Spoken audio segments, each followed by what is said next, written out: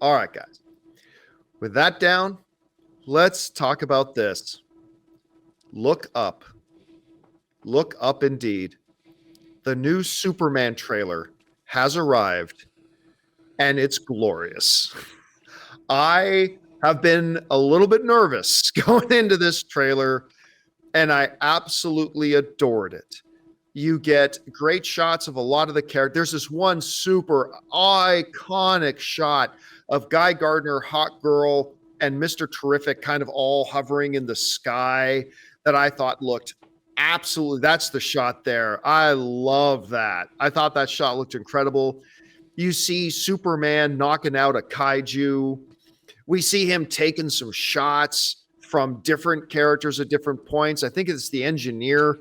We get to see going to town, Crypto being a good boy and defending the house. But I'll tell you, Rob, this is the part to me, this is the part of the trailer that I love. This is the part that I ate up and I thought said so much about James Gunn's understanding of Superman and all that kind of stuff. It's during the interview with Lois. And she's talking, apparently the thing he did that got everybody mad, that he went overseas and stopped a war between a couple of countries. And he's taking heat and he's getting increasingly frustrated until it finally ends with, we saved lives. People were going to die. And to me, here's the brilliance of that shot right there. That shot in the frame right there. The brilliance of that is it completely highlights Superman's worldview and his absolute confusion about everybody else's inability to get it. See, to Superman, it's just, you do the right thing. We're supposed to do the right thing. When did it become complicated to do what's right? People were going to die. And in that moment, like, so I'm sure there's going to be some people looking at Superman getting frustrated and they're saying, oh, James Gunn is treating him like he's some kind of child. No, this is Superman with his total foundational rock worldview of we are supposed to do what's right. And him being absolutely confounded by this idea that, oh, you going over there and stopping people from dying, that was wrong. And he's frustrated by that. And I love it. That was the moment to me. Like, you can show Superman flying through the sky, and that's awesome. You can show Superman knocking out a kaiju, and that's awesome. I also love that one little line, hey, buddy, eyes on me. And that's awesome. But the moment in this trailer for me, Rob, that I went, Kal-El's back, is that moment when he's like, people were going to die, like understanding his mindset, how he interacts with the world that he's in. I thought this was great. I cannot wait to see this. It's already my number one most anticipated movie of the year. This thing just elevated it higher for me. Anyway, Rob, you had a chance to see the trailer.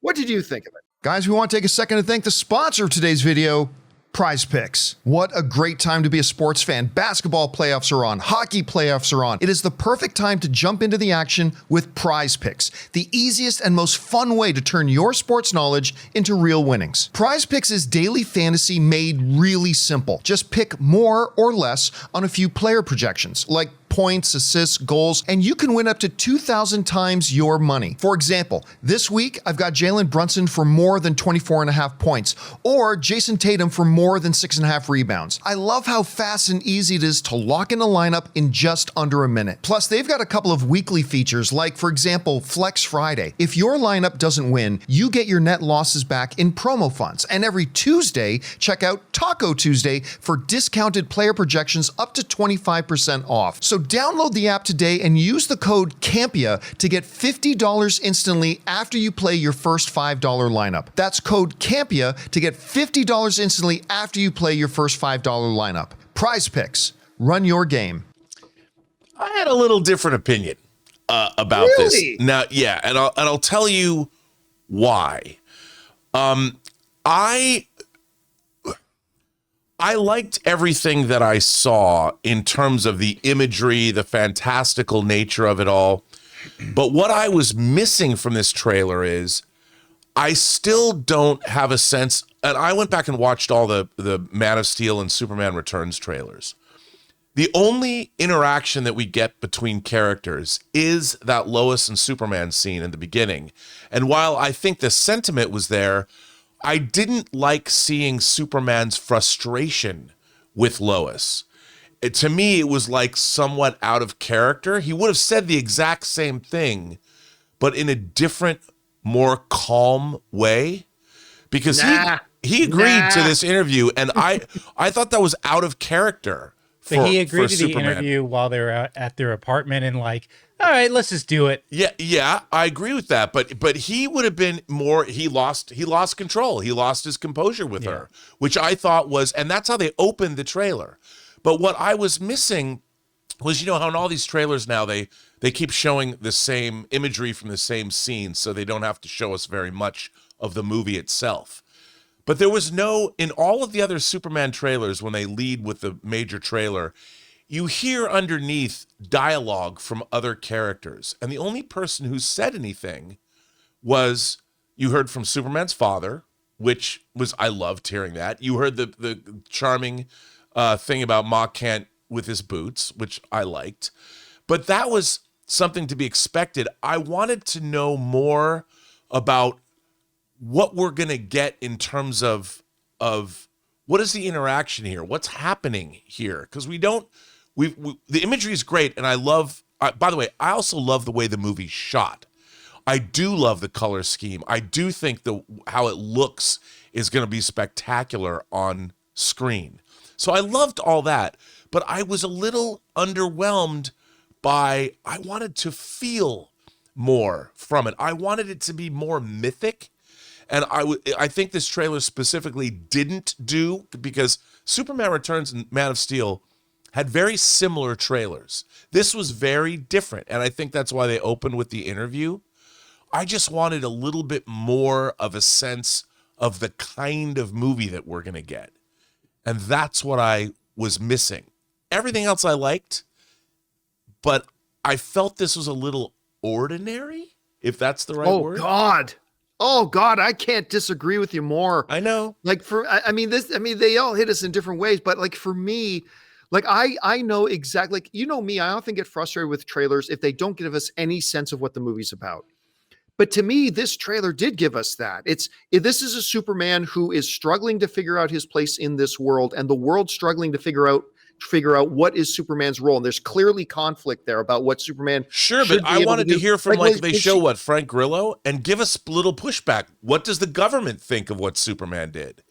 Somebody we tell did us. get that from Lois Lane, though. Like we got that, but they didn't have to double down on that, because Lois Lane already kind of made it clear what everybody else's opinion is.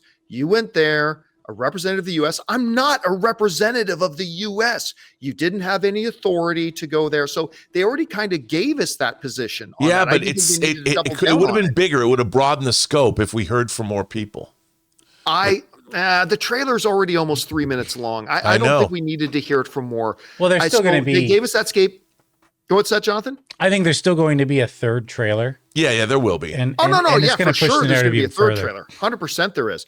But like with the whole notion too of then, so we got that whole thing is now all set up, that this is a world that is not yet completely comfortable and fully understanding of what Superman's role is, and a Superman who doesn't understand completely how he's supposed to interact with the world that he's in. But then at the same time, we started to get the Lex point of view. Everybody's talking about this Superman. He's hijacking the conversation. Not anymore. We see him breaking into the Fortress of Solitude. I don't know, man. I'm the one who's usually saying you need to give me an idea about what this movie's about. I came out of this trailer feeling I had a nice, basic, thematic idea about what this movie's about. Now, obviously, we are going to get more details as we get into trailer 3, but I'll tell you what, you and I see that scene in that interview night and day differently. To me, that's with his chat with Lois, him getting increasingly frustrated about the fact that, like, why is it so hard to just everybody agree we should do the right thing, and getting frustrated? That's the moment that sold me, like, completely on it. But you saw it differently. And I felt, I lean towards John on this, and I felt like the reason why he did get frustrated, because he's saying, my God, even you, Lois, who have a thing, and you're not seeing through the cynical like way of life. Like, what is this? You know. I know, but but that's why I think that he would be able to. I don't know. It just struck me, I don't know, and that's how they start the trailer. You think Superman should just be this cold, like no, but I think that they should. That's a moment to build up to his frustration. And if you saw, like we've seen so much of this world. I mean, it was all Mr. Terrific. It was all Hawkgirl. It was all these other characters. And I would like to know more about if this world is filled with superheroes, why is it that only Superman's being held accountable? Because they're all sanctioned like government workers. Are they? I think so. I mean, I don't know. I think they're all under the Mr. What's his name? Mr. What? Terrific? Mr.